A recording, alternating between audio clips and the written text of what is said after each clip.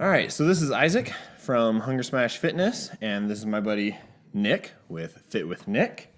So, Nick, just starting off, just tell us a little bit about yourself, about your history of fitness, I guess. Awesome. Yeah.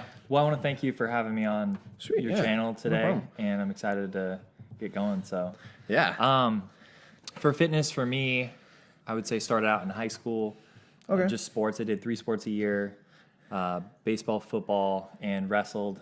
Awesome. And I didn't know you wrestled. Yeah. And I didn't really get into the sports a lot. I just stayed consistent with them. I wasn't actually very talented or gifted with any of the sports at first. But it was more into around my senior year that I started to get some talent and do really well. I ended up going to state for wrestling. I went to state, and we went to state for baseball. Awesome. And football, started on both sides of the ball kind of a thing. And grew into my size a little bit. That was the biggest thing for me, I would say, in change as far as enjoying sports more was as a freshman, I was 5'11", and I was 160 pounds. Oh, man. And then as a senior, I was actually 6'5" and almost 215. That was my wrestling class. Oh, wow. So you grew a lot during it was just the huge growth spurt. And with that, when I was finally almost done growing, because it grew a little more after that, I started getting that coordination down for the sport and started actually. So did you find, which of the sports do you think was affected the most by all your growing? You mean as far as improvement goes? Yeah. Or do you feel like growing that rapidly, did it make baseball more difficult or football more difficult or wrestling or all of them? That's a great question. To be honest, they were all tough because, like I said, the coordination was huge in all 3 of those sports. Yeah. But with wrestling, it was difficult because as I grew, I was getting heavier, but I wasn't necessarily gaining strength. Control of my body was the big thing. Okay. Until I stopped growing. So wrestling was really difficult because I was always heavier in the heavier weight classes, but I was never used to that for the size of my body. So, but football was nice. The more weight I was gaining, the harder it was to move around, right? What positions did you play in football? So I was left guard and left tackle, so I was on the line. We had a smaller school. I went to Kalama High School, and so we didn't have a whole lot of pickings, but There's only 12 people on the team. I was able to grow into those spots pretty well with a defensive end and so right tackle and left guard. Yeah, awesome offense. So yeah, that's funny. What about baseball? Baseball is first base and outfield. It kind of mixed in between. We had a really talented first baseman, and we went to state, so I didn't get to play as much of that position. I was more like kind of outfield, and the coach kind of had their favorite. So baseball wasn't as strong. I would say the strongest sport for me was football and wrestling that I really found my niche in and found the strengths like as I improved, as I got bigger and stronger. Yeah. So. That's really interesting. Yeah. So growing up, what all did you do to prepare for those sports? Because I know like the coaches and stuff will have you do workouts and everything. Did you just do those, or did you ever hire anyone else to train you, or did you just do your own workouts? Or to be honest, in high school, it was just. I was on the team. I did the sport. My dad made me do 3 sports a year, which now I thank him for that. But back then, being let's just give her an example. For wrestling, my freshman year, I was 160, which is a really competitive weight class. 160. There's some you're really strong, but you're also fast and small enough to really, I would just say, be dominant in that weight class. And it's always a difficult class. And I was just, like I said, not very, not super in control of my body at that time. And so I didn't win any matches my freshman year. I lost every single match. Oh, so to put in perspective, after that growth, my senior year, I went all the way undefeated until regionals and then went to state my senior year. Yeah. So, it was kind of a roller coaster. I wish that now looking back, it would have been nice if high school would have started at like junior year. Yeah. And then I would have gone 2 years into it, but that kind of goes further into my fitness the fitness after high school. So to really answer your question, I didn't work with anybody. I worked out in the weight room here and there throughout the summer. I wasn't super serious about sports at all. It was just participating. It was what you had to do. It wasn't until after high school that. Okay. So how did that tie into? So after high school, you started getting more interested in fitness in general, and eventually started Fit with Nick. Yep. So how does that kind of tie in then? Yeah. So after high school, I was just painting houses. Just got just kind of a job doing Which some can labor. be pretty physical. Yeah, I mean, it was more about the high heights on top of the houses that was the scariest part of that. That would make me sweat the most. Yeah. Maybe not so much the physical labor you were doing, but yeah, definitely a job that burn a lot of calories, eating a lot of calories, long 12-hour days. But as far as fitness went, that's exactly what motivated me to get more into fitness. I was like, I do not want to be on these high houses making $13 an hour where I could fall off and die. And so, so I started with whatever I had. I think my brother had an old videotape of P90X is actually. Oh, gotcha. So I started doing P90X in my room by myself, and Tony Horton was in there, just come on guys, motivating everybody, and that was just energizing. And I looked at him and I was like, oh man, if I looked like that, or whatever, right? That was kind of the pursuit. And so in my gym, I started doing some of the ab workouts with my buddies. And so I'd have 5 or 6 buddies in the corner, and I'd be leading the ab workout. I'm like, come on, guys, like, keep going. Like, it was like one of those ones that was 350 reps or something, or 500 reps within 12 minutes or 15 minutes or something like that. There you go. And, those were pretty good. And so that's where I found a taste for it. Okay. And then moving forward, one of the winters that I was laid off. Awesome. Yeah. One of the winters I was laid off painting houses, I really wanted to take more of a bite into the fitness world, and I decided to pursue a certification.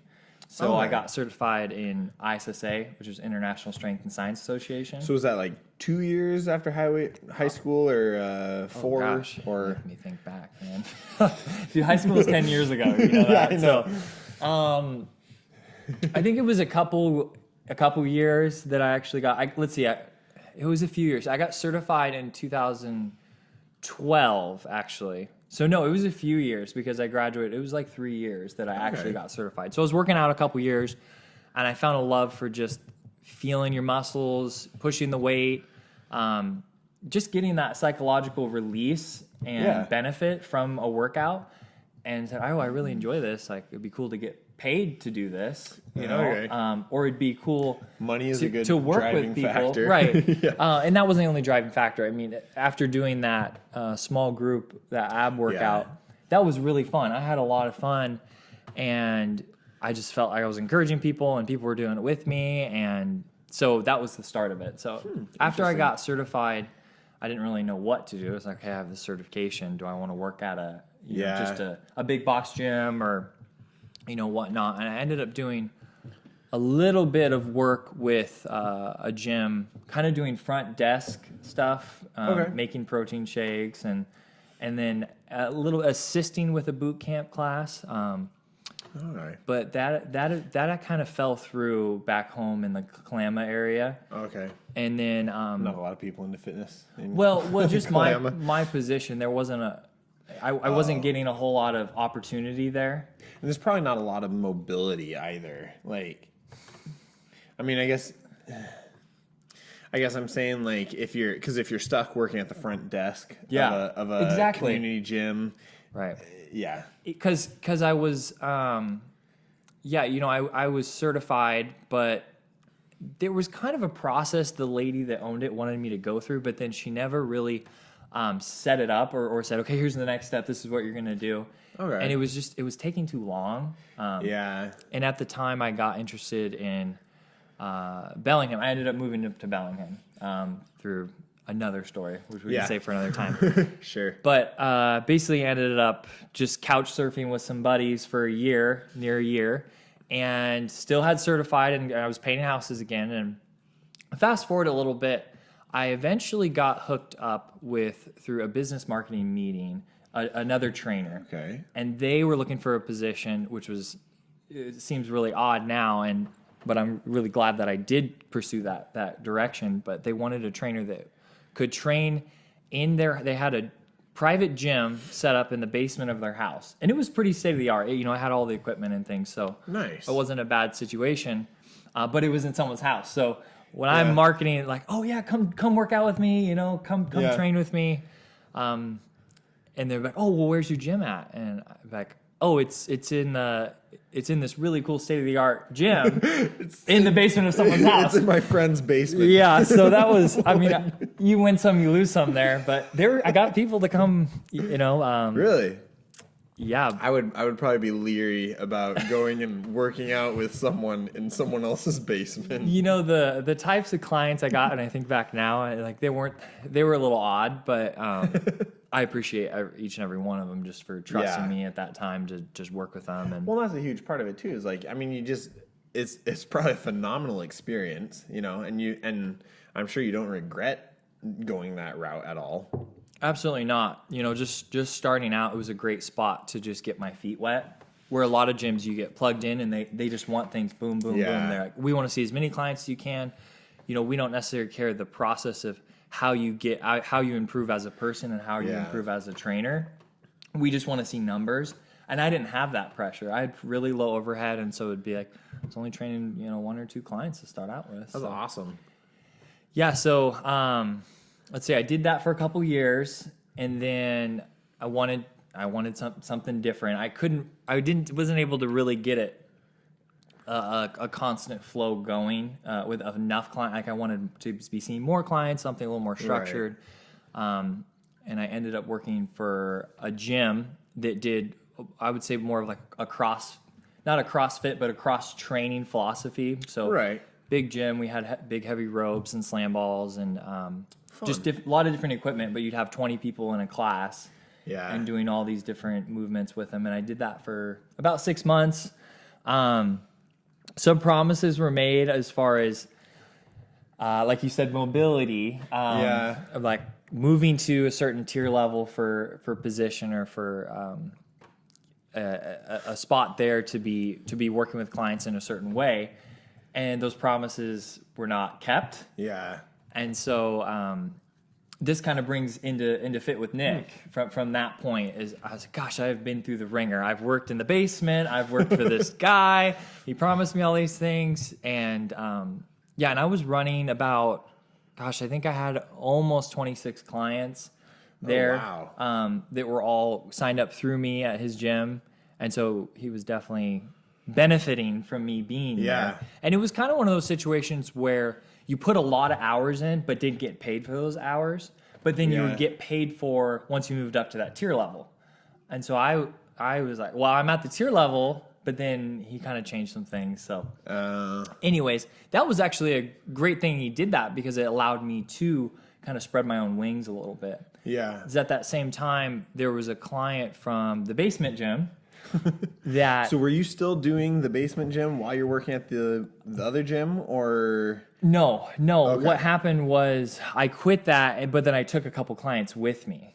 Oh, gotcha. And so there was some opportunity for me to do some personal training. So there was some carryover then with that. Yes, there was some opportunity for me to do personal training in that cross training gym where I could. He let me, the guy that I was working for at the time, he let me take a couple clients and work with him in the gym. Awesome, which is great. That's pretty nice. Yeah. And then so about that same time, one of the clients that I was training in the basement, they're actually a teacher, and they had a group of teachers at their school that were interested. You know, he had lost like 30 pounds, and he was looking great, and they were all excited about it. So he was asking me about, is there a possibility to do a small group at our school after hours? And I'm like, I don't know, you know.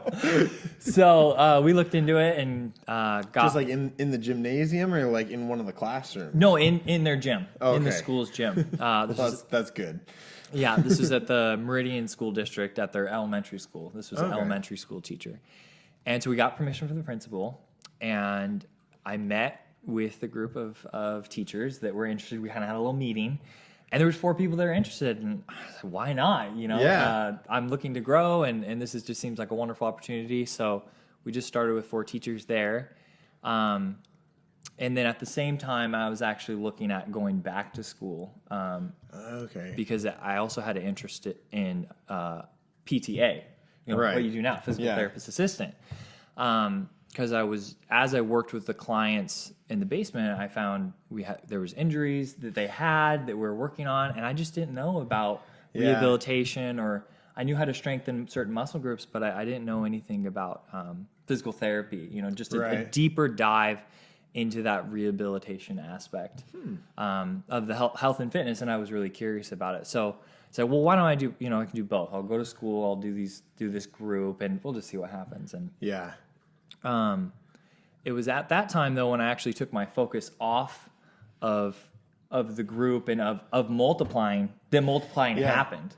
So within that after 6 months, a second group popped up.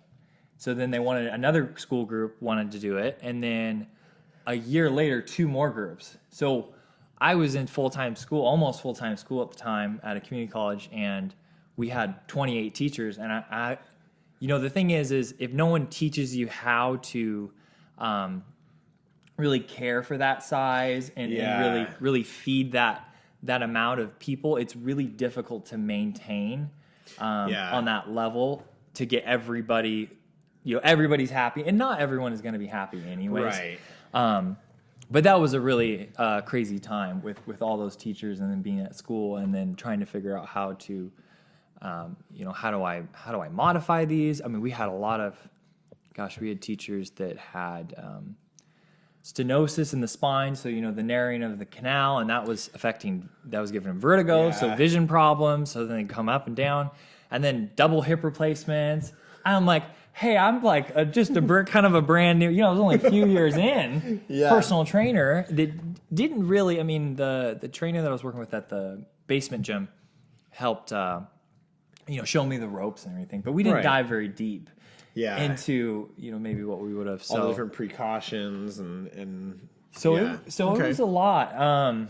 But we still, Fit with Nick is still going. And that's kind of why I started Fit with Nick, is that there was no opportunity. The drive there was that there was no opportunity for teachers to work out together to build a better work relationship in that same environment. Sure. And most teachers, to be honest, if you ask most teachers, if you say, hey, if I pay you $20 a month, if I pay you $20 a month, will you go to the gym 3 times a week? Will you drive from, if you're a 56-year-old teacher, will you drive from your school 15 minutes to go to the gym 3 times a week? They wouldn't even do it if you paid them. Yeah. So that was a wonderful opportunity where I got to jump in there and just have them, and they trusted me to build a program. You're right there and everything with them. And super convenient, right? Yeah.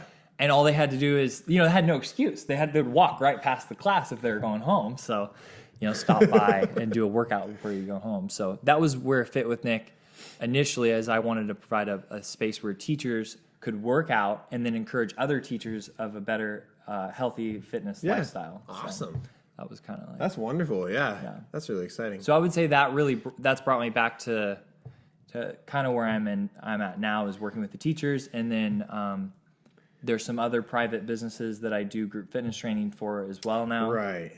And then I do a handful of just one-on-ones with men and middle-aged men. Yeah. That a lot of them are small business owners, and we set up a fitness gym environment in their garage. Okay. So I'll come in and okay, we need a yoga mat. Okay, we need some bands. Just the basics, the essentials. So, which has been really exciting and a ton of fun. That's really cool. It's been a massive privilege to be able to work with these individuals. So, going from there, so how do you approach doing a group training scenario versus one-on-one? Because I know like in the Navy, I had to lead a bunch of group PT and everything, and I hated it because like you're doing stuff and you'd see a bunch of people that are doing it incorrectly or whatever, and you're just like, but I can't focus on everyone at once. Yeah. And so how do you approach that? Because I feel like one-on-one is a lot easier because you're able to see them doing something and you're like, oh, change this. And you can really do more of those, finesse critiques basically. Whereas in a group. Yeah. That's a wonderful question. To be honest, Isaac, when I first started, I was really bad at it. I'm surprised they even wanted me to stay there. I'm horrible at that. Like, And what would end up happening, you'd set your timer. A lot of the things you do with group fitness is, and it doesn't look as much like this now, especially with as I've gained experience and knowledge and jumped into different areas of fitness. You kind of learn, if you don't have a coach, you're just learning from your own experiences. So what I've tried to do is immerse myself into areas of different areas of fitness, like CrossFit, like some strongman stuff with you, like more trail running, or just different areas that give you different ideas of how to mix up the workout and the program to always keep it variable, always varying the workouts, keeping it fun, keeping it exciting, but then also hitting those functional goals for each individual. So, but at first.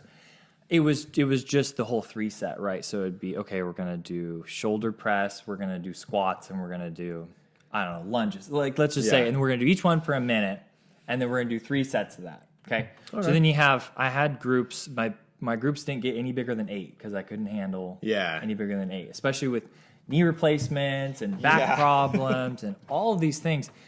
But it was so bad because I would set the timer, and then I would have a conversation about form with someone, and I would go into like 2.5 minutes when it's supposed to be a minute round. All the teachers were like, look at your timer. And gosh, so I go over maybe like 5 or 10 seconds now, but it's not near as bad. And so what you have to do with that, what I've learned through trial and error, is that you just pick and choose what the most important thing is to coach someone on. Like, what's going to take 5 seconds?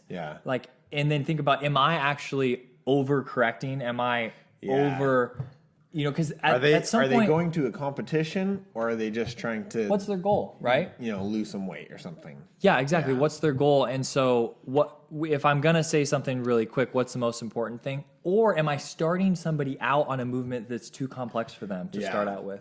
So let's say someone is really struggling with just doing a squat. Right? A lot of times what I'll have them do is they'll stand with their feet against the wall, the toes against the wall, which helps them get their butt back, and just do as far as you can go down safely.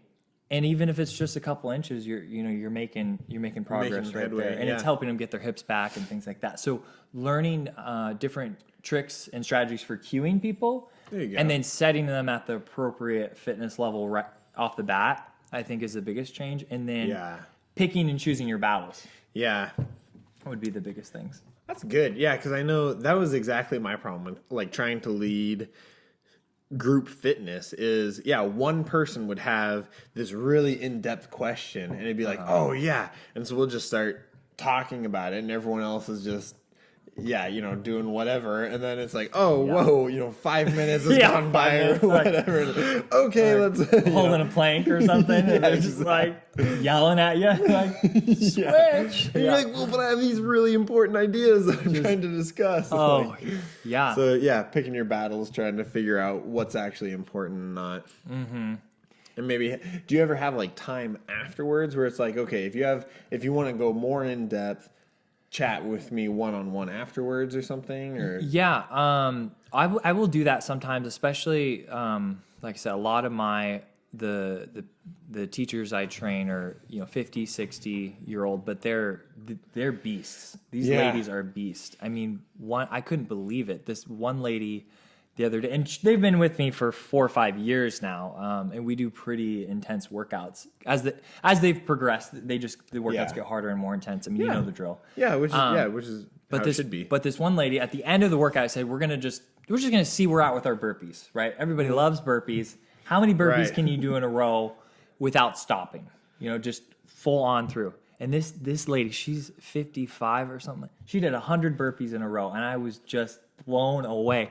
So a lot of that, with that, I mean, that was amazing, but that's a testament to you, though. I mean, like, if you've trained her to that point, like, that's awesome. I like to say I just facilitate the magic that's already there. Yeah, there you go. So, but then you'll have, a patient maybe has a little bit of back stuff, so they can't do that amount of volume. So there's a little more check-ins that I do, because what I do is monthly check-ins where we do weight, we do measurements, and we do body composition. Okay. So body fat, when I have a program that shows us our progress, right? But then I also will make I'll stay 5-10 minutes after a workout to just talk about, one lady's doing PT right now, doing physical therapy for her back, for her hip. And so how's that progressing? And then I leave it to the experts to, that's one thing that also has been helpful, is learning that we don't know everything. Yeah. And so where is my line between I know how to guide you past, or I know how to stop guiding you, and then say, this is somebody who actually is an expert on it and got their doctorate in it. And so I've been better at that too. And so I'll say, hey, I really want to get on board with your physical therapy. What are they having you do? And how can we mirror that in our program? Awesome. So spending time like that, I mean, it can be different things, but a lot of it is an injury related, the time I spent outside. Because the ladies that are with me now have been with me so long, at this point, form is not an issue anymore. Yeah. They all can do a good squat. They all can do, good push-ups, lunges. I mean, all the basic, if you talk about your basic 5 lifts. Right. They can do all safely and effectively with different varying loads. Right, yeah. So the talks, where in the beginning, there's a lot more talks in the beginning. If you have a new group, you have to pick and choose your battle, but you have to make sure everybody's doing it safely too. Right. So I think that answers your question. Yeah, no, definitely. And I think that's one thing where, like, I feel super blessed having gotten a job working for a physical therapist who's been doing it for almost 40 years. And so all the time he'll just, glance at someone and be like, oh, well, this is weak. You need to work on this. You need to work, blah, blah. I'm like, what? And then, and then start doing the test and everything. I'm like, wow, he was spot on. Like, he knows exactly what he's, and so I feel like that's something, even like, going through the physical therapy assistant program and all that, you learn a lot, but I've always had the belief with the military, with school, college and all that, school really teaches you kind of the basics, and then it's up to you to go out into your life and continue to improve on those, which is part of what I mean with the channel, the improve 1%. Like, you're never there. As soon as you think you're there, you've actually kind of lost the battle, I guess, in my mind, where like you want to continue to find people who know more and are better and are further along that road than you are, and try to figure out what you can learn from them. What you're saying really makes me think of a quote that I always heard growing up was, the wisest man in the world knows how much he doesn't know.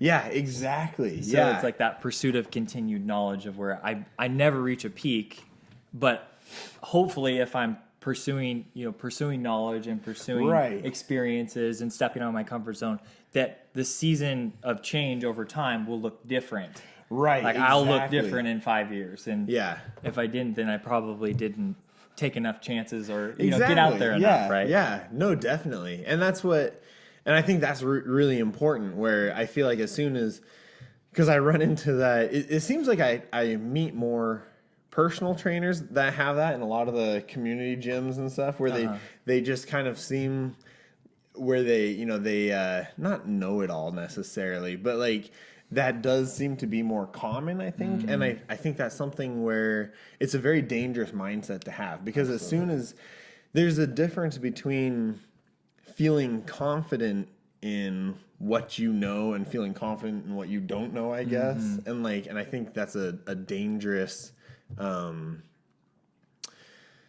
just a very dangerous path to take, where once you start feeling that point, like, oh, I've got it all figured out. Yeah. Well, no, you don't.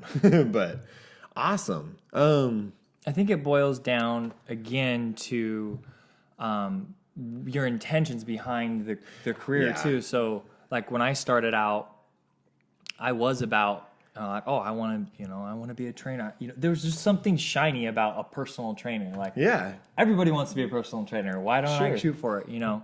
But then as I made errors, as I grew in my faith too with God. Yeah. Just learning, like trying to learn humility and failing and having small successes as well. Just learning it's really not about you, right? Yeah. So when you go to see the client, instead of thinking, oh, what workout can I do to impress them, really make them think I'm a great trainer, and then get them to refer me to someone else so I can build this business, versus, man, how can I really care for my client today? Like, how can I go with a mindset that says, I want to meet you where you're at, and I want to walk alongside you or run alongside you, depending on what that session looks like. And it's gonna be difficult alongside you or what, whatever else. And then celebrate your wins with you, and really think when you have a setback, I really want to, like, I care. Yeah, how to help you. I care. The focus is on them instead of yourself. And I've found that through that philosophy, you actually reach more people. You actually reach more people, and you see better results, because as soon as they can see that you actually care, then they can start trusting you. And that's how I would say this lady that can do 100 burpees, she's trusted me so many times to say, hey, you can do 30 now. You can do 50. Like, you're not, you can do this. Like, you can hold this position for another 2 minutes. Like, and that's just been probably one of the most enjoyable things as a personal trainer and running Fit with Nick, is getting to the relationships with people, and then progressing in that relationship to where you're building trust. And it's a really wonderful thing how people can just be like, okay, you just tell me what to do and I'll do anything. And so, but that's an honor. And, just going every session to say, I'm here for the client. I'm here for this person. And that's awesome. Yeah. So what's your, what are kind of your plans with Fit with Nick? Cause I know you want to go to school for your doctor of physical therapy and get all that done. Yeah. Are you going to keep running Fit with Nick on the side the whole time, or that's a great, or just shut it down? That's a great question, Isaac. Wait till you get into school. So with that pursuit, originally I wanted to do PTA, and then I did the anatomy series in school, and then I just had a spark. Like, I want it all. Like, I want to be doing the evaluations. I want to be digging deeper. I want to get my doctorate. And so I've just been in school. I'm at Western now, one more year at Western Washington University program, right? In the kinesiology program.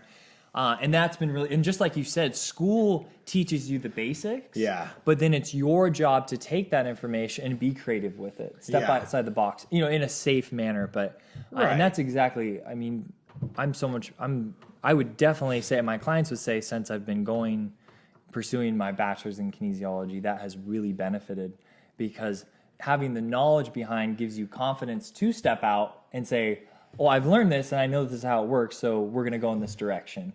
And I've also seen it done by these individuals. And so there's some credibility, and then also some just knowing the facts behind it, rather than, I would say, experimenting a little more outside. I would do a lot of, okay, I'm going to do this movement, but did I really know that it was hitting that muscle group in the beginning? Yeah. Did I really know that this is the benefit? And some of those thoughts were contradicting once I learned, but there were also some that was like, oh, that's how I've been doing it for the last 4 years. Yeah. Yes, sweet. So, okay, there's some things that I was doing, so, learning how to be wrong. But on further, I would like to pursue PT. I'll be applying to physical therapy school this summer. So that'd be awesome. Like a year. Yeah, I'm really excited, and it's just gone by so fast, Yeah, it feels like just the other day we were talking about the basement gym. And I was like, I was in that stupid basement gym. So, but I don't, to be honest, I don't really have an answer to that question yet. I'm still brainstorming. I have another year whether I'm going to, get a younger kines student to get on board with training my clients, doing the school groups, doing the one-on-ones, or I mean, like I said, there are some options. There's also option to sell the business because they're I change the name then, unless you can find another Nick to run it. I do have some equipment. A lot of the equipment I have on a big cart at the school. So I got heavy ropes and slam balls and dumbbells, and there's a decent amount of equipment there. Did you buy that all through the business then, or? Yes. Okay. Yeah. So over time, just a little bit here, a little bit Collected there. a little bit at a kind of time. like, okay, I got a surprise for you guys. As much as they'd be like, oh, great, they love it. They love the variety, and but yeah, I don't really have a huge answer for that. But as far as after school, there are a couple different avenues that I see myself pursuing or going after getting DPT. One avenue is working just at a clinic, like you're doing, right? Yeah. For a few years and really getting used to the field, getting more experience. Yeah, exactly. Feeling confident. I mean, the biggest thing is really just feeling confident, and in that confidence that you are. You're not malpracticing. You are actually doing what you're supposed to be doing, and you're seeing results from your treatment methods or different things like that. So, and then once that happens, either going off and doing my own clinic, with possibly PTs and PTAs, and then I would love to have a fitness edition. That can get a little complicated with insurances and how to do that. And everybody kind of says they want to do it, but it would be really amazing to figure out how to make that profitable in some way, so that it doesn't put your business under. And then the other thing is just mission wise. I spent a couple months in Africa last summer. Doing a physical therapy internship with someone in Uganda, which was really eye-opening. Yeah, want to talk about that at all? That was... I mean... It was interesting, to say the least, to hear about everything. Because working in the physical therapy field and then hearing some of the stuff that you said, that's not quite how we usually do it, but, What was good about that is I didn't really know. Yeah. Because I hadn't done I've done quite a few hours now. I mean, I think I'm at almost 400 hours of observation, which is enough to really know what's going on. But before Africa, I hadn't done a massive amount, and so I didn't really know what was. I mean, there were certain things that they did. I was like, okay, that is probably not up to code. Like, we were in a village, so what we do is I would interview, or excuse me, I would just be volunteering, doing my internship during the day with the PT, and then kind of whatever time he decided. When they didn't have patients, or things are just ran so differently over there. But we would take bodas, which are little motorcycles. That's what they call the little motorcycles, and we would hop on those and take those out to these probably 30-minute rides to these dirt, straw house village areas, and he would treat patients. Wow! And that was just.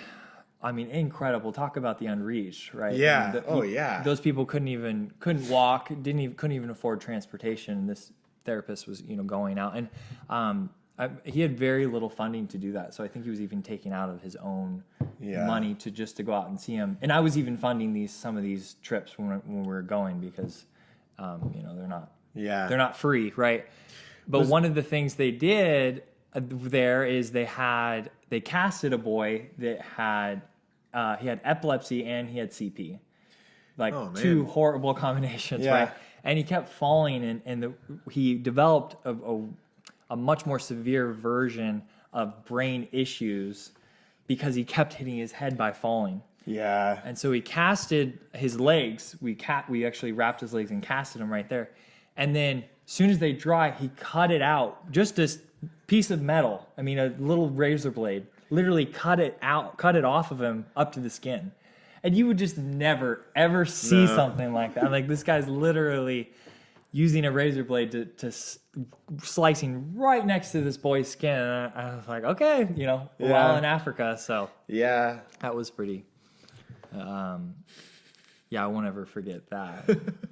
Wow. You got to watch a bunch of surgeries and stuff too when you were there, right? Yeah. So I spent about a little over 5 weeks in Uganda. And then there was a family friend that we knew in Burundi. That's right. Yeah. So I did see some surgeries, like I saw some births and things like that, which was educational. Yeah. To say at the least. They don't quite do it the American way over there. I mean, yes, but they water down their lidocaine like a lot, like more than we do. Wow. Or even I don't even know if we do, to be honest. But I've never asked, honestly. Yeah, right. So but it's never been a question on my mind. I mean, these people, when they get hurt, they're not in insane amount of pain just because of the injury. They're in pain because they can feel things. Yeah. And so, gosh, that was very humbling. Just very humbling. Like these people just are just tough. Tough as nails. Tougher than I'll ever be. I mean, I'm never as tough as them. But so I got to go to Burundi, which is a couple countries down from Uganda. And there's a team of American doctors, about 20 doctors, that are in this remote hospital, kind of in the middle of nowhere. It was a missionary hospital created a long time ago because there was nothing out there. Usually hospitals are kind of in a city area to where it can be support, but the missionaries back then said, well, there's no hospital here. How are these people ever going to get seen? They're not, right? So that was extremely humbling situation because the poverty there was probably 4 times to 5 times as bad as Uganda, which is saying something because what I saw in Uganda was pretty bad too.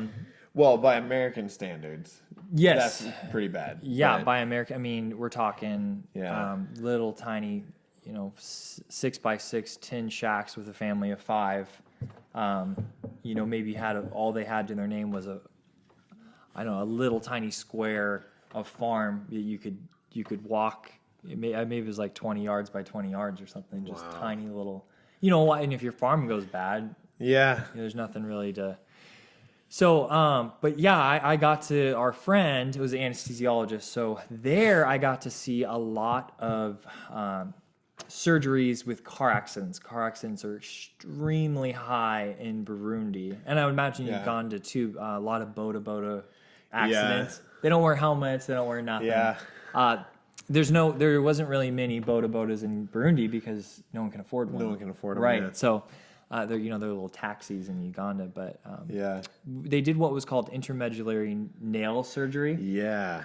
And you probably are familiar with that. So essentially, and I have some pictures too. I'll show you. Maybe pop a picture. I can. I'll try and figure out if we can add some pictures to the video. Maybe at the end or something, we can put a bunch of pictures if you send them to me. Definitely. So what we would do is you just have like a broken femur, right? Right. Full fracture all the way through, and then they would set it, and then they would drill a hole through the canal of the femur bone, like after they kind of aligned the bone. And then they would put a massive nail about yay long, and they would drill out that canal, and then they would slide that nail in, and then they put screws on the side. So essentially, it's a new femur. It's a bone. Basically. It's a new femur, and you just have these massive screws going through the side, and what a privilege to be able to see that and watch that, and I mean to get that kind of experience, even in the States, to watch surgery is. You have to go quite through the process, because all of the confidentiality of like, oh, this person, all the sterilization and everything that we go through here as well, which sounds like they didn't. So that's another thing where, because I have a surgeon that really wants to come on the channel as well. And I was thinking, I want to get your take on all the surgery stuff, and then when I can get him on the channel, I really want to ask him about, as a comparison, basically, but. Keep telling me. Yeah, let's just say the room that we're in was far from sterile. I mean, the equipment, they all sterilize the equiment, like, hopefully at the least, right? But I mean, it was open to they were doing construction outside because they're always adding on to the hospital. They have some. Was it a closed window or did they have a screen? No, it had a little plastic screen where it was open to the air. I mean, we'd have a couple flies that are flying around in the operating room, and the thing is, I didn't know. But then when I talked to the anesthesiologist about it, he's like, "This would never," because he worked in the States for a number of years before he went over there. I said, "This would never fly. Like everything has to be a certain temp." And I mean, your surgeon buddy will tell you all about it. But sterilization, which was interesting. And what his take was is that they did research and they found that There wasn't a massive difference in infections between the two, between the States and Burundi, but there was a difference. Okay. So it's worth it to spend all that money because if you can reduce the difference, reduce the chance. Well, because even if you reduce just a couple of cases of infection, it's still worth it. Exactly. So there wasn't a massive amount of difference, but there is a difference, let's just say. Wow. Probably one of the most intense things I saw was this poor lady. She had it was a girl. I think she was about 16 years old. Girl had something in the back of her eye that was bothering her, and it kind of started a growth, right? Okay. And within 2.5 to 3 weeks, I think it was 2.5 weeks, it went from just the size of almost nothing to the size of a pea to the size of almost a baseball. Oh my goodness. So she came in inside her head, or was it on the outside? Or? No, it was inside behind her eye. So, so it's putting pressure on everything. And and it ended up being a tumor. Oh man! And so she had a tumor the size of her baseball in the place of her eye when she came in. Wow! And at that point, the doctors are just saying, all we can do is kind of a comfort surgery, right? Yeah. I forget the technical name of that. Yeah. But, oh my goodness! But yeah, in the States, it would have been like there's something in my eye. You would have been in the next day because there's some kind of pain, or 2 days or something, right? And what's really sad is they don't have any way of doing chemotherapy. Yeah, there's no or radiation or there's no like resources for that. So if they can't make it to say Kenya, a few countries over, because they do have that option in Kenya, they die. They don't have so. I'm just getting a little goosebumps now just thinking about it because I watched the eye surgeon do the surgery to remove this tumor, and it was really like I said, humbling and everyone says when you go over there, you're like, oh, you learn how to appreciate things better here. And I think the biggest thing is it's very different. The lifestyle is very different. But when you're over there, I think you get a greater appreciation for really just what you have and what's available.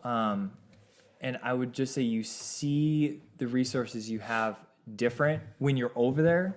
But the truth is, when you come back, you just kind of fall into the same kind of like American lifestyle. It here. Yeah, it's hard to. It's how we live. You don't live like you're in Africa when you're in America, unless you've lived in Africa your whole life and come here. So, but when you're there, and that was a really wonderful a joy of the whole trip is connecting with the people. There's so much more, just I would say, dedicated and focused on relationships. Their whole culture is revolved around relationships rather than, I would say, the kind of the American focus could be, like getting successful, working really hard, improving, going, running up the ladder kind of a thing. And so during the day, like the PT would stop and go, oh, I need to go greet somebody. He'd have like 5 patients lined up outside the door. He'd be like, oh, no, I need to go greet somebody. I'm like, okay. And so he'd walk 10, 15 minutes outside the hospital to someone's house and just greet them and just go and say hi. Really? Yeah. And because it was like someone of importance, or just because? Nope, just somebody, a friend. It's that important. Some of the friends I made when I was there, I'd walk with them, through the streets, and everybody's out because the unemployment rate is so high in Uganda and third world countries in general. But everyone's out and just sitting outside or being outside, and the weather's always beautiful. And Uganda is a gorgeous country too, so it's nice to be out. Oh, I know. But I was walking by and I was like, oh, what are they saying? Because some old lady was like kind of yelling, but in a nice way, and I was like, oh, what is she saying? And my Ugandan friends, and they were speaking Lusoga. That's one of the languages there is Lusoga. Yeah. Said, oh, they're saying, why he not greet? Why he not greet? And what I found out is that if you don't greet your neighbor, they won't show up for your funeral. Really? It's that big of a Wow. deal. So, and here we are, just stopping and saying hi to someone on the subway. I mean, we don't have subways here, but on the bus or just walking by on campus is awkward and weird, right? Yeah. But if you didn't do that there, even if you were just a acquaintance, it would be considered really rude. And another really interesting thing is they don't have a word for hi. So we have hi. Because all that is hi, hey, hello. I can just walk by and say, hey, how's it going? Or, how's it going isn't really, we just use that as hi now. Yeah. But what theirs is very flippant. How is your day? How was your morning? How was your night? And so you actually have to stop and respond. It would be rude if you didn't. It's actually initiating a full conversation instead of acknowledging their presence without, You can't just say hi, or you can, but the real respectful thing is to greet them. Yeah. Right? And greeting is a full, like you said, it doesn't have to be a super long conversation, but it's at least, how are you? I'm good. How are you? I'm good as well. Have a nice day. That kind of, so you're acknowledging they're there, you care about them, and you were thinking about them. So. Wow.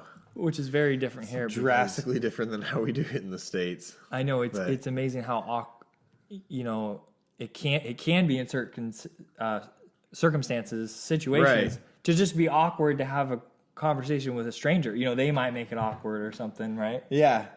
So. Wow. Yeah, those are some food for thought. Yeah, big takeaways from Africa and my time there. I would encourage anybody in healthcare or fitness or any walk of life to just get out. If you haven't left America, the United States, or even your state, get out there, because it gives you such a better perspective on just different cultures and what each culture values. And then not everybody's gonna care about success as much as sure. Especially I would say like the Seattle area, like that's just all success driven. I feel like it's very the next thing. Self-centered. A lot, the vast majority of the lifestyle in Seattle and Bellevue area and all that. It's very self-centered. But wow, that's pretty cool. That's quite the story. That's pretty amazing.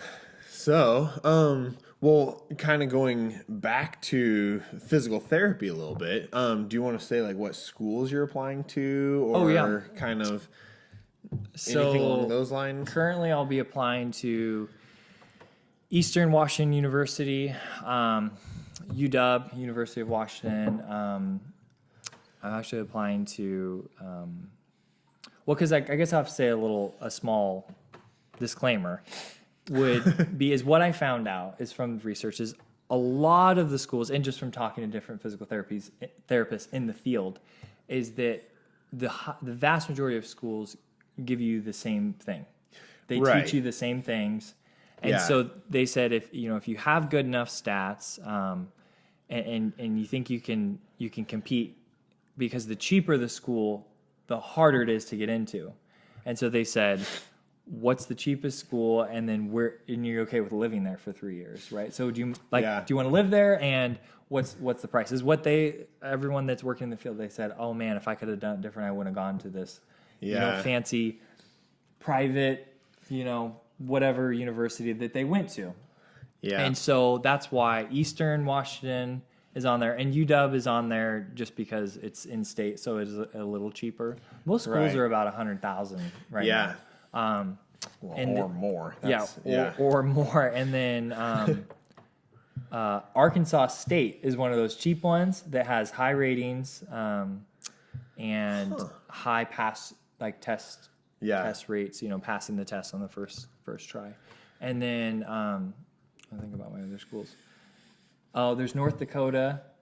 As well. I have a friend that just graduated from there, actually. Oh, cool. Not too long ago. I hear that a decent amount of people from this area end up going out there. I think he liked it, except that you have to live in the middle of nowhere. It's the living situation, for that one. He was like, it's a like an hour and a half from any significant city, basically. So. And I think the last one that's on my list currently is Texas Tech. Oh, okay. Yeah. Texas would be fun. Yeah. So those are just some of the things that are on my. Yeah. And I know you were talking about, so like once you graduate, I know it doesn't always work out to how you'd like to go and everything else, but do you have a preference for like inpatient or outpatient or, of course, seems like the majority of people that I talk to who are interested in physical therapy, they're interested because they were in sports and so they want to do sports therapy basically. Mm-hmm. Obviously that field is a little bit limited, but with your background and everything, what's kind of your long-term-ish goal, I guess, with that? Yeah, that's a great question. I would say, it really is where God just decides to lead me after school. It's usually a good plan. But yeah. But that being said, I haven't watched a whole lot of sport therapy. Yeah. I haven't done a ton of observation with that. That is an interest, but it's not a massive like, I only want to do sport, like sports physical therapy. I want to train. I want to work with athletes. I want to do these things. But the majority of my volunteer has been done in an outpatient setting. So just your standard orthopedic PT, right? So coming in, someone maybe they had a knee replacement or hip replacement or tore their ACL or their meniscus or different things like that. And just all walks, right? So I don't know if I've had a specific calling to geriatrics versus kids versus just middle age. I would say as of now, my interests lie more in kind of that general population from I don't know, like 15 to 60. 85. Yeah. And some. But I do like I enjoy it when somebody is at a young enough age to where they're mobile, and so we can kind of do more. So a lot, there's a good amount of geriatrics that can move great, but there's some that are just trying to figure out how to walk correctly, right? Right. So, but I haven't had enough experience to really know. Yeah. Maybe I will. In school, maybe something will call to me and move me in that direction. And I think, and because you'll have to do clinical locations and everything for your program, and I'm sure you'll go to some locations and you'll be like, nope, I can't do this, and then there's because I know before, like when I was going through the PTA program, I was really considering working at the VA hospital because I was like, I really want to work with veterans and everything because I am a veteran, so it'd be really interesting to do that. And I know just going to the VA hospital, it was exhausting to say the least because I remember you telling me some of those stories. About none of the veterans, the crap sandwich guy. I know. Maybe shed some light on that story.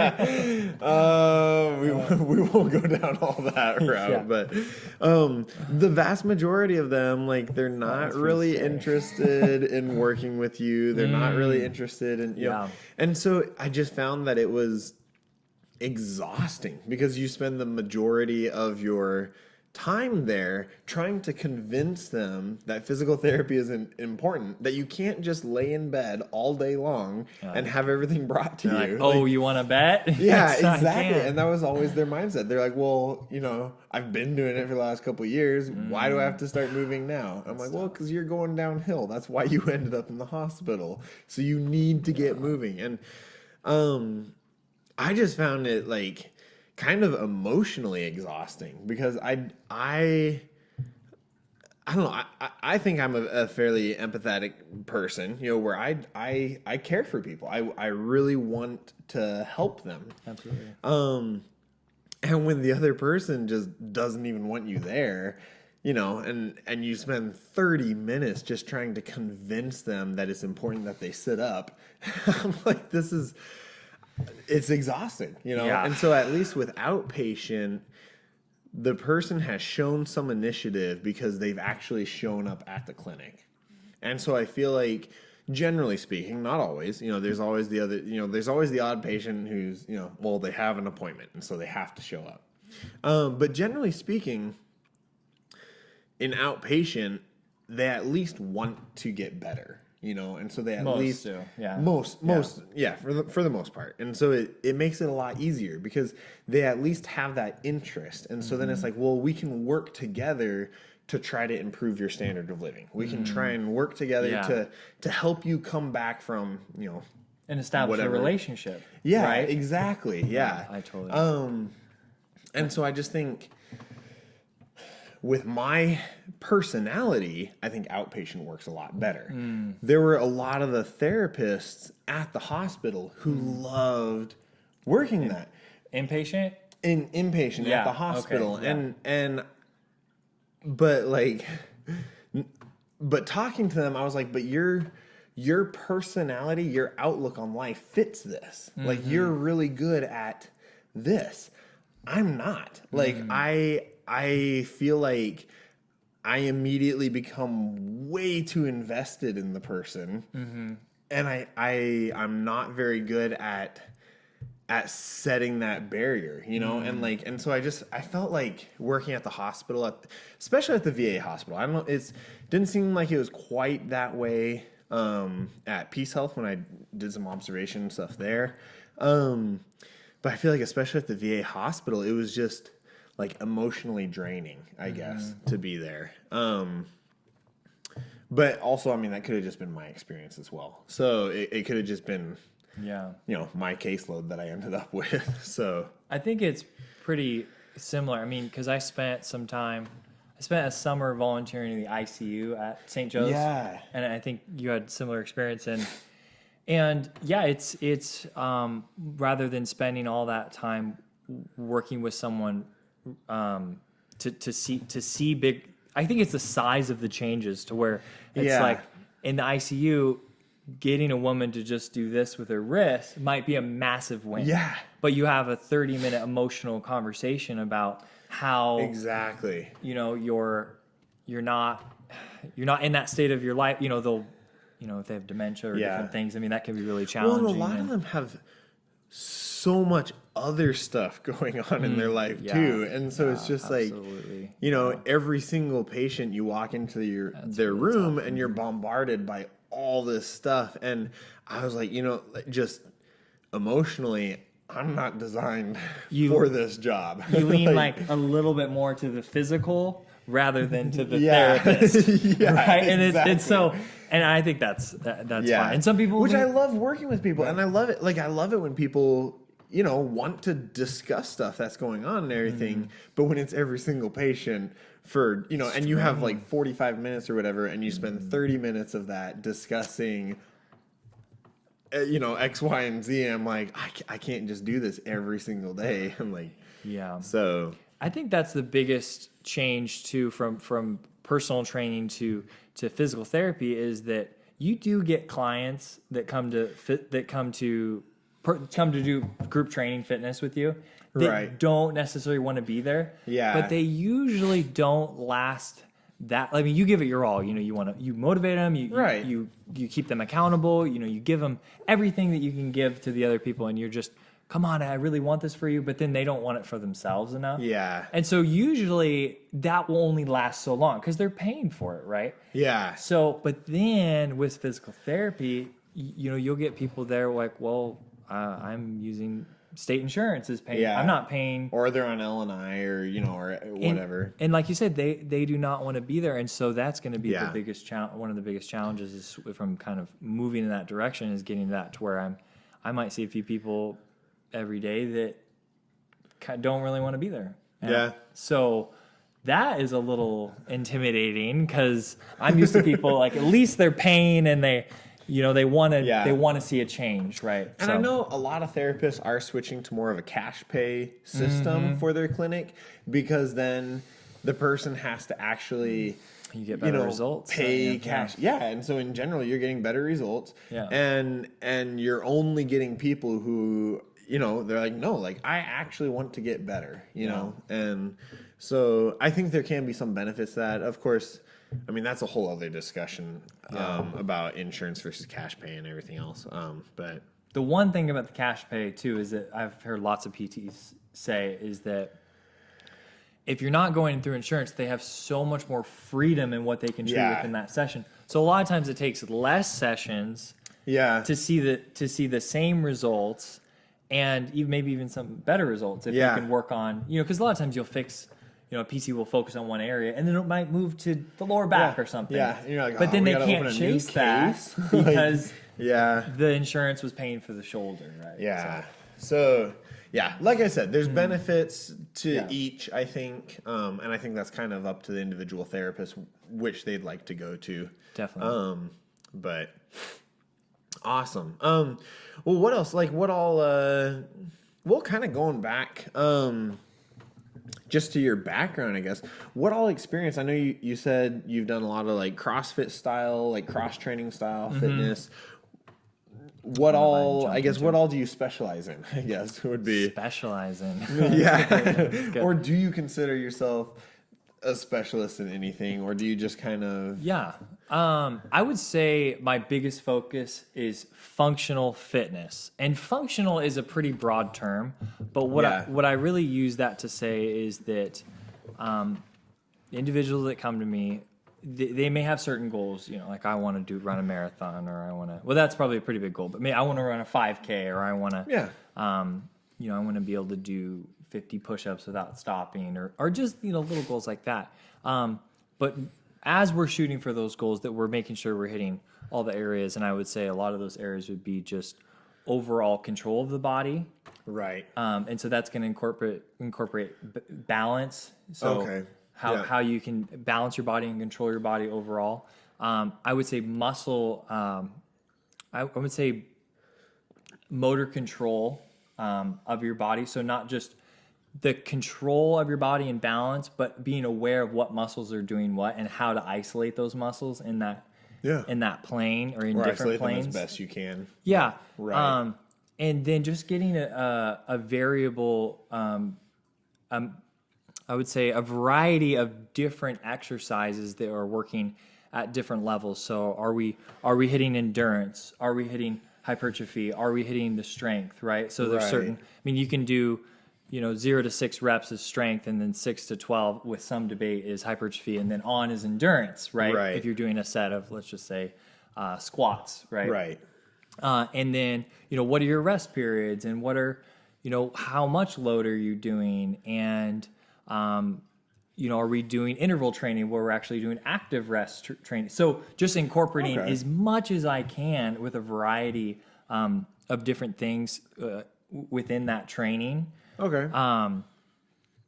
And I think the big thing is a lot of when you're training athletes with periodization is what you tend to do is you have certain seasons, and then those are broken down into weeks and then your days. And those are all planned, right? And as you move towards the athletic performance, like that competition day of, let's just say like for the Olympics, they'll have a 4-year span, and that first year they focus on something, second year, and it's all planned out. Right. And then as you get closer to the competition phase, it starts getting more specific to that competition. Yeah. More explosive reps, shorter amount of workouts, or shorter amount of reps within that workouts, and depending on what the goal is. So, but for me and my clients, what I really try to specialize and focus on is getting all those elements into the year, but it's not so it's not linear. So I do a non-linear periodization versus a linear. Okay. Awesome. Yeah. And so that way there's some freedom to, sometimes I'll show up on a day and I'll just, this isn't every day because that would be weird, but I say, how are you guys feeling today? Like, how was the workout on Monday? Like, what's sore today? And, they'll say, oh, my whole lower body is just toast. Yeah. Or, oh, my core, I could barely sit up out of bed. And I chuckle. Yeah. And then I might right on the spot just kind of change it up based on, how they're feeling. Do you do a lot of, because I know a lot of people like to do the RPE workout, rate of perceived exertion or whatever. Right. Is that kind of how you base a lot of it, where like you're shooting for like a 70% exertion, or Yeah, well, a lot of my clients are there because they want to burn body fat. I mean, body fat is probably the main, body fat and toning. So, building lean muscle mass and then burning body fat. So, to the most optimal stage which that occurs is 85% RM, right? Yeah. So repetition maximum. So, and 85%, 85% heart rate. Right. Okay. There Not you go. repetition maximum. Usually they want that more like 30%. Right. So it's not near as high, which, your one max rep, right? Yeah.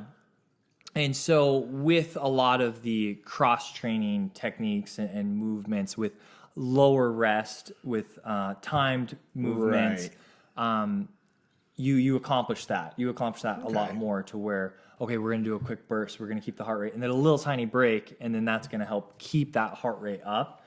Yeah. Whereas a lot of times you'll see really heavy weight if you're, let's say you're doing not keeping the heart rate up quite as high the whole time. You would do, really heavy load, and then you do a long rest. Rest. That's different. That's more of like, if you were doing a strongman or powerlifting, that's what you got to focus, right? Because I'm lifting as much as I possibly can, and then my body needs that rest, so I can do it again. Yeah. So as far as your question goes, as far as working on that perceived exertion, it's accomplishing that goal, but doing it in a fun way with lots of variety. Always something different for them, so they don't get bored. And I get bored. I don't want to train the same thing all the time. So you don't do the same workout every single day. Yeah. But it's not always focused on that, right? Because sometimes you really do need to work balance. You need to do a one-footed, weighted shoulder raise or something with light weights just to work on core and control of the body. Yeah. And your heart rate's not going to get up that high, but I would say the vast majority of the functional training I do is keeping that heart rate at 85% Awesome. maximum, or trying to, that's that goal. Yeah. That's like there's a range there, but trying to keep them up. Okay. So awesome. I had another question. I can't remember what it was now. Oh yeah. Yeah. So how often do you meet with most of your clients then? Is it like 3 days a week or 2 days a week, or do you do one day and then they do their own thing a couple days, or? So each, the group fitness and the private one-on-one are different. Okay. The group fitness is my school groups at the Meridian School District. We meet twice a week. Okay. So it works best with their schedules, and twice a week is a decent amount to be doing for accountability, motivation, and it's been shown to be really effective just a couple times a week.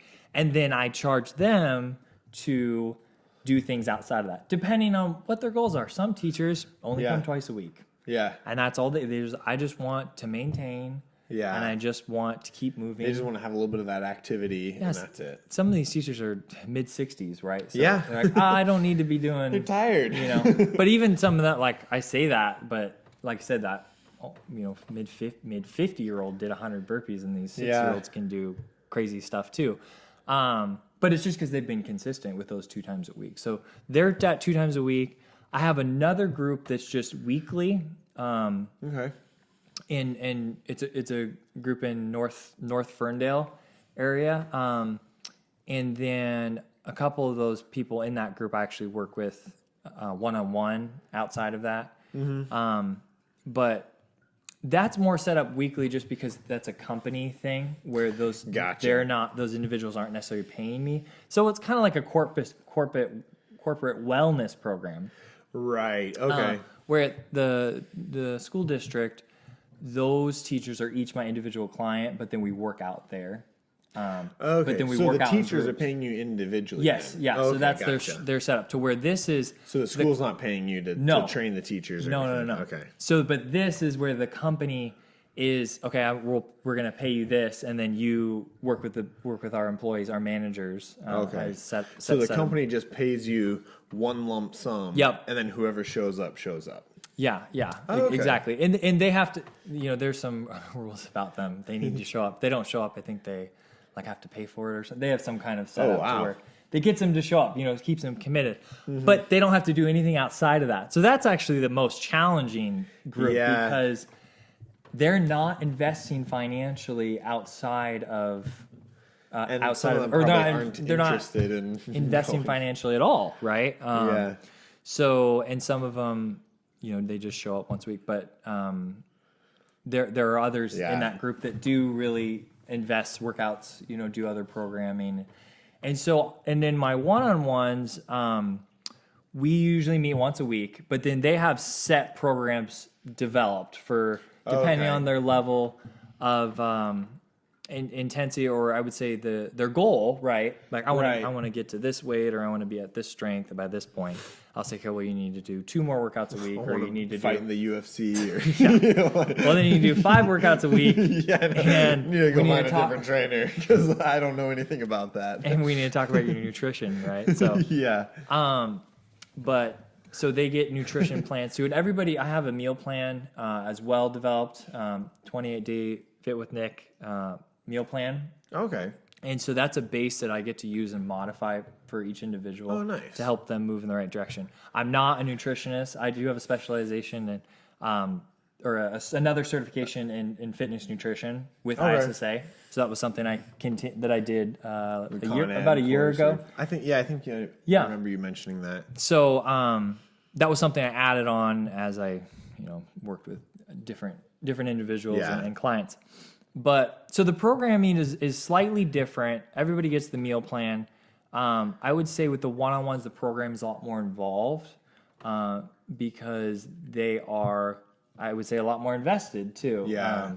One-on-one for what the focus. It's just me and them, right? So we get a lot. So they have to be involved. Yeah. Because do you work out at the one-on-one? Do you go to their house? Yes. And train them then? Yep. Okay. Mm-hmm. So they have to be. They have to work out. Yeah, I mean, or why are they paying me, right? Yeah, like, exactly. Just showing up, we're hanging they're out. So. Paying you to play Xbox with them. Hey, I'd be okay with that, man. You're like, well, I guess. No, but then the group, it's kind of either the people that want to make big changes, they tell me that, and I get them. I tell them what to do on their own. And those ones will do it in the group. And then there's half that just, I tell them what to do and they don't do it. And so they don't see that much change, which you're going to get that in any gym, any program. But the one-on-ones, if they're continuing working with me, they're seeing results. They're moving in a direction because I'm there pushing them. I'm sending them program. A lot of them are doing, about 4 workouts a week consistently, which is great. And I essentially just say, hey, if you want to do this, you really need to make a commitment to it, because otherwise you're wasting your time, right? Yeah, I mean that's honestly how it is with anything in life. Like with anything, if you want to get better, you have to be consistent. Like you have to actually put forth the effort. Like, if you want good grades, you got to study. If you want to, I guess there's some things like if you want to fly a plane, you could probably go and hop in a cockpit and fly. Whether you'll land is a whole other story. But if you want to be successful in that, there's a whole, there's everything else that you got to study. And so I think anything in life, if you actually want to see improvement, it's that consistency. You have to keep working at it. Mm-hmm. But that's awesome. Yeah. All righty. And then one other thing I wanted to ask you, because you did a bodybuilding show. Oh, yeah. A while back. Days, yeah. Yeah. So maybe just talk about that a little bit. Like, I know it ended up not being as fulfilling as you thought it might be, and it sounds like your interest changed afterwards, but maybe talk about that a little bit. Yeah, well, that was really early into my career as a trainer. So I got certified in 2012, and I did a bodybuilding show in 2013. Okay. So it was like a year. It was at the end of 2000. It was October 2013, and I got certified in the winter of 2012. So it was a little under 2 years. So, yeah. But I was into fit, ever since I got out of high school, that's when my fitness journey started with working out. So I'd been working out for a few, like 5 years or something like that. Give or take. And so you had some experience already and some, but into into just getting in shape. I mean, I was in great shape, Right. but I didn't really have the size for a show. Yeah. But You had a coach though and everything, right? So yeah, so the basement. Here, go back to the basement gym. So at the time I was at the basement gym, the lady who had the house, she did figure competitions. okay. Which is kind of for those of you guys that don't know, figure is there are different categories with bodybuilding. It's more of like the lean, defined. There are certain stats, Right. certain poses that they do, and then there's bikini, which is kind of like swimsuit model. Yeah. But the figure is kind of the men's physique category for women, essentially. Okay. So figure is women's, like men's physique. So and men's Right. physique is actually what I ended up doing. And so Okay. that is like just really lean, muscular, full muscular bellies. Like that's the focus. Yeah. Whereas bodybuilder is massive. As big, well, and as cut. Yeah, So as big absolutely. and defined as you can. So But- whereas physique has more of an emphasis on just real a lot of definition and full muscle bellies, but the massive size of the isn't as big of a deal. It's more of just like the whole fitness package, right? Yeah. We're body, if I were to do bodybuilding, I mean, I'm 6'6", so at my side, I'd have to be over 300 pounds and Yeah. then cut down, right, to even Well, be slightly like competitive. So That's one thing that I think is hilarious about a lot of the bodybuilders, because Yeah. you see them in the magazines and stuff, and you're like, man, he's huge, and then you find out he's 5'8". Yes. Whereas a lot of the strongmen and Absolutely. powerlifters or whatever, you're like, okay, he looks big, and oh, he's actually 6'8". Yeah. So it's kind of a different, whole different field and everything. But okay, so yeah, keep talking about that though. So, so she had done a few. I'd say my boss, it would be kind of like Sure. an associate, I guess. Yeah. That kind of helped me get the ropes, right? She had done a few shows and said, I actually did the Advocare 24-day challenge. That's kind of what sparked, Oh, yeah? what kind of sparked it. So that was right when you were getting started with Advocare then, or? Yeah, so I had tried their Spark, which is essentially just a healthy coffee or morning- something, right? Yeah, like there you go. an energy drink. No sugar, but it had branched chains, and I really loved it. And they actually said it could help with with focus. And Okay. I noticed that it really helped me with focus because I had ADD growing up, and Yeah. so I noticed their products, and then they have this 24-day challenge where it has a herbal cleanse, and then it has a max phase where they dump a bunch of vitamins, and it's really effective. Okay. And I've actually kind of coached my clients through doing the 24-day challenge and things like that, and they've really Yeah. seen results. So Awesome. Okay. I really appreciate it. And so I did the challenge, and I got leaner and more fit than I'd ever been after that. I just dropped a good amount of weight and just really leaned out. And she said, "Oh, I think you could do a show based on what you Based look on like your now. results, I think yeah. you could. I wasn't big enough at the time, but I think you could build enough muscle mass in 10 months if you really focus, and then do a men's physique." I said, "No way! Like I can't. Like I'll never do Yeah. it." And I just kind of thought about it, where I'm like, "Why not? It could be helpful for my career and Yeah. all these things." And that was probably one of the most difficult things I've ever done.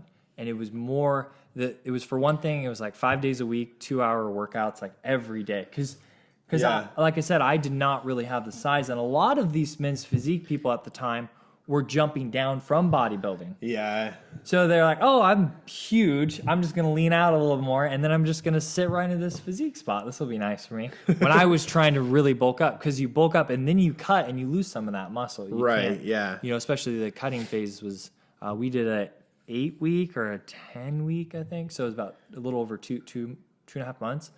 And anyways, I was just lifting like crazy, pushing really hard, wanted to get big. And then the lean down at first was pretty easy, but then I ended up losing about 30. So I'll first say, as another disclaimer, is Yeah. I really don't support the bodybuilding lifestyle. And from my experience after this, I've realized how there's a lot of unhealthy trends. Yeah. And in my opinion, there's not really a way you can do it that is healthy for your body. If you're doing it right No. and if you're doing it effectively.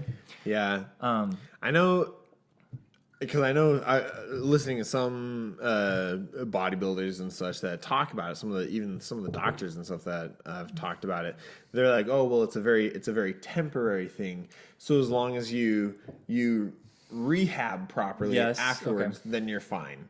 But I still don't. Yeah, I don't.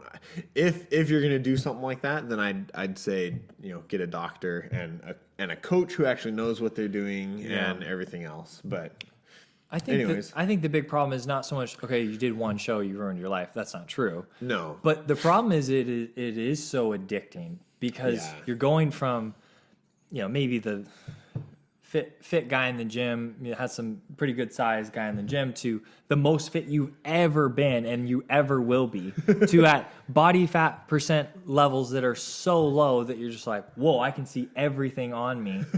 And so it can just be really become an idol for people. So it's not so much they did one show, but they're doing 5-6 shows in a season. Yeah. They have kids, they have a wife, and so let me get into why. The next thing I'm going to explain kind of it unravels some of those issues that occur. And the big thing is when you're I always think of like metabolism as a wood stove, essentially. Okay. So this is an explanation I use with my clients, but when you have a wood stove and it's burning and you put a big wet log in there and then you just shut the door, it takes forever to burn and it smolders and it doesn't burn very hot. Yeah. So that's like the same thing as not really working out, and then you eat this massive, huge meal. I don't know, Burger King. Not to throw Burger King under the fence, but I mean I will. But this huge meal of food of simple carbs and all of these things, and you just almost feel sick, and it just takes forever. You don't want to do it. You don't feel good. Yeah. Versus you're throwing kindling in there. And so things that are healthy foods that are going to break down really quick, and it's going to heat up your fire. Getting a good fire going. It's going to heat up your fire, and you're going to be able to put more kindling in it. So what bodybuilding is really about is that you're working out so often, your fire is really hot, and you put massive amounts of kindling. Yeah. That only gets your fire hotter. Right. And then once it's taps, raging, I would say, to the raging fire heat, then you start decreasing the amount of kindling in it. So my buddies were like, you're eating 6 meals a day. And I'm like, I am starving right now. Yeah. I ate 6 meals a day and I had 8 ounces of chicken with every single meal, but I am starving. And then it goes less and less and less. And so you almost, and you're still doing your workouts. You do it like an hour and a half workout for strength training. Right. Continue to push them up. Because at that point, you're not really making many muscle gains when you're doing your lean down. You're just maintaining what you've gained. You're trying not to lose too much. Exactly. But you're trying to burn the fat off. So on top of that hour and a half workout, you do 45 to an hour of cardio every single day. So, I mean, it's like 2 workouts a day, and then you're eating super clean. I mean, so clean. So you're just hungry all the time, and it messes with your mind. You're just grumpy all the time. You're not in a good mood. I'm grumpy when I'm and then, hungry. We get hangry. Just you don't have to be like fire burning, crazy. And then you're losing weight at the same time. So I ended up losing 34 pounds in 2 months. And I started at 14% body fat too. So I wasn't at a super high body fat. I didn't get like super fat, and then I was like, now I'm going to do a show. But so I guess that being said, I think it got down to like 6 or 7% for the actual show. But the last, 10 days or something were just miserable, because at the very end, what they do is they take out they put you on distilled water. Yeah. Because you're not doing any, and they take out all your salts. Yeah. So because, water really absorbs. So then you're more like waterlogged, and so your muscles, what they really your muscles don't look as defined, because the skin that you actually want to like thin the skin, and the way to do that is to really take those things out. And so you want to get as thin of skin as possible while keeping water. Yeah, And so what they do is 3 days before is you drink you drink like half gallon, a gallon, and then 2, and then like 2.5. And so you get like really full of water, and at the same time, there's the carb cycle too. So you're just this human science experiment, man. Doesn't sound fun. And so essentially what they do is they stretch your muscle belly by filling up with all these carbs, and then they completely carb deplete you into ketosis, right? So your liver's creating basically energy because you don't have sugars to break down to use. That's really hard on your liver then. Yeah, and so I would argue a little bit with the whole, even just doing one show. I mean, that's a lot of stuff going on inside your system to essentially make you feel starving, and then completely put you into ketosis and then carb you up again right before the show. Yeah. And then you don't even have any salts to help with those systems operate a little bit more efficiently. Yeah. And then the funniest thing, the day of the show, you get your water back, and I think you can drink some salts like that morning of. Yeah. But right before the show, they have these, it was the craziest environment ever being backstage because they had these massive tubs full of Halloween candy. Oh my god. And everybody is just gorging this Halloween candy. And I was like, why? Because they're starving. But... Well, the reason for it is the sugars actually help the skin and the muscles kind of just puff up right before. It's a timing thing, but just a big sugar load, big carb load right before, just you don't even have to eat like a big pancake breakfast or something. You just kind of feel really full. Yeah. Or you do a big carb up before a competition or something, or a big lifting session. Yeah. You just your muscle bellies are full, filled up, right? And you just feel you're dehydrated because I think you've just had a couple sips that day, because they go from that mass amount of water, and then they go from a gallon to another. So they go up and then they go down again. And what it does is it get your body used to peeing all the time. Yeah. And so it continues to pee even when there's no water left. So it completely dehydrates you, thinning out the skin, and then so you are backstage eating Snickers bars. Your mind is gone. Your brain is just like, oh, I'm so tired. You have no fats or anything to function off of. So I mean, very, very. And then you hit this sugar rush, and you're like almost on drugs, even though it's just sugar, right? Yeah. Well, the majority are just eating sugar, right? Some of them are on a lot of drugs. Yes, and my show was completely natural, by the way. I'll say that.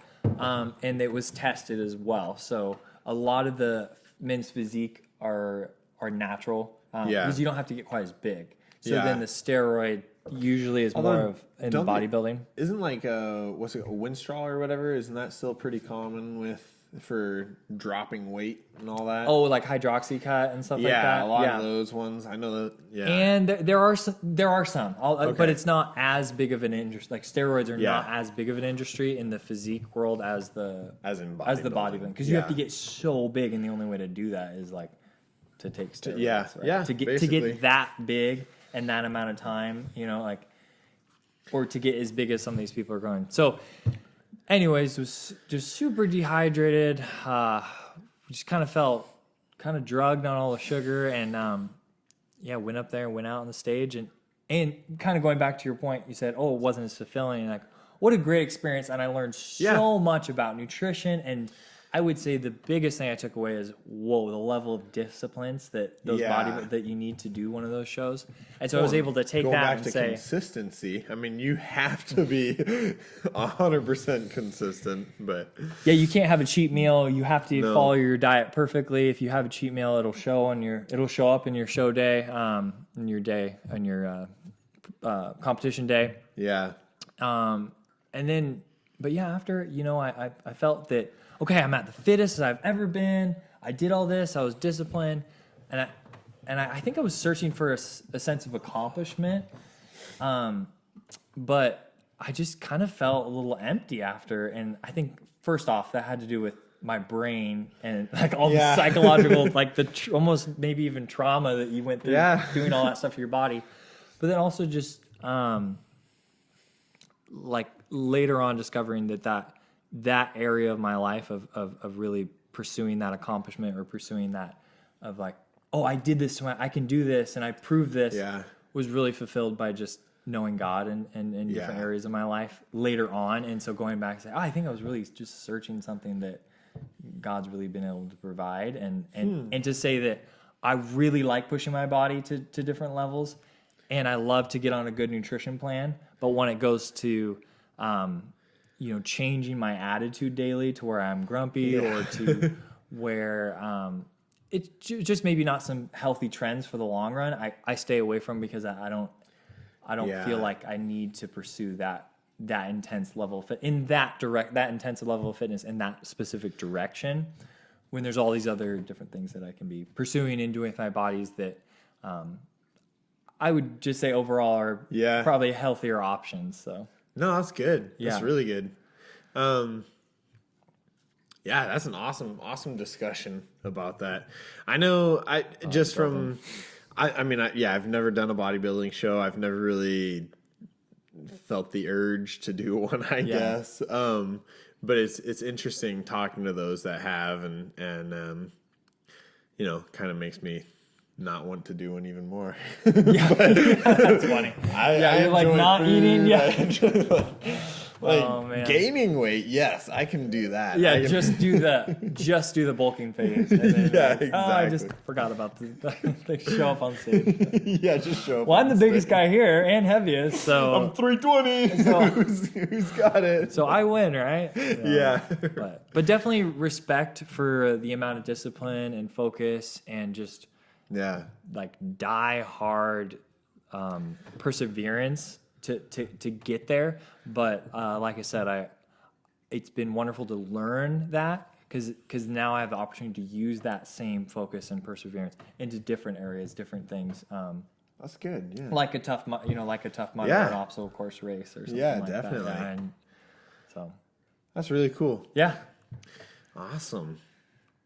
Yep. Well, any closing thoughts or anything before we wrap this up? Or I would just say that those that are pursuing fitness, pursuing their goals, just kind of like you say, 1% at a time. That I think the big thing is set your goals, but then be willing to be flexible, and be willing to step outside your comfort zone. Right. Don't say, I don't want to do this because I'm scared of failing. Do it, then fail, and then you'll figure out if that looks right, if that's something you want to do. Or do it and you might succeed, right? Yeah. Because some of the most amazing things that I've done as a personal trainer and in my own fitness journey, health and fitness journey, is just stepping outside my comfort zone and like, I'm going to do this. I'm going to try that.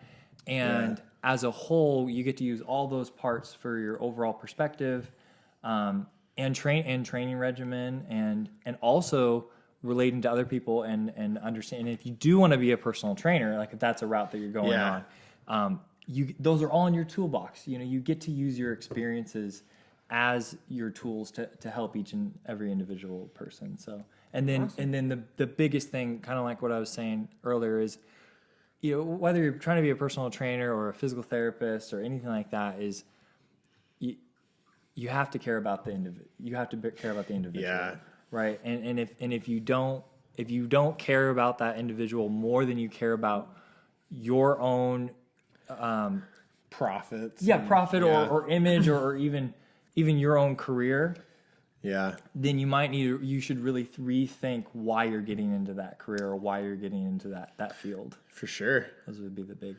takeaways I would say. So, but awesome. Yeah. Well, that was really good. That was a really good discussion. A great time on this channel. So Well, thanks for coming over. I guess that's about it for today. So just remember to like and subscribe. Really helps out the channel. And definitely share the videos around if you found this interesting. Definitely share with all your friends on Facebook or YouTube or Instagram, Twitter, whatever you want. But awesome. I guess that's about it for today. Awesome. And just remember to always improve that 1%.